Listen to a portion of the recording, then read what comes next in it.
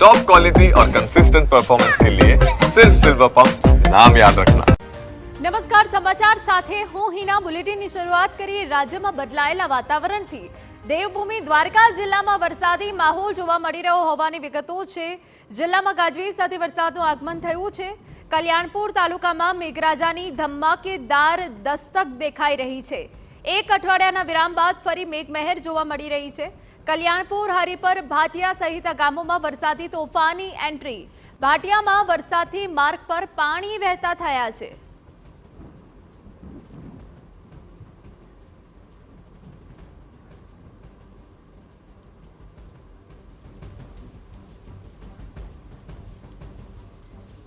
તો દેવભૂમિ દ્વારકામાં વહેલી સવારથી જ વરસાદી વાતાવરણ જોવા મળી રહ્યું છે। કલ્યાણપુરના જે અલગ અલગ ગ્રામ્ય વિસ્તારો છે ત્યાં મેઘરાજાની ધમાકેદાર દસ્તક જોવા મળી રહી છે। આપને જણાવી દઈએ, હવામાન વિભાગ દ્વારા પણ આગાહી વ્યક્ત કરવામાં આવી છે। આગામી દિવસોમાં રાજ્યમાં સારો વરસાદ પડી શકે છે। ત્યારે દેવભૂમિ દ્વારકામાં વહેલી સવારથી ગાજવીજ સાથે વરસાદ જોવા મળતા ખેડૂતોમાં પણ ખુશીનો માહોલ દેખાઈ રહ્યો છે।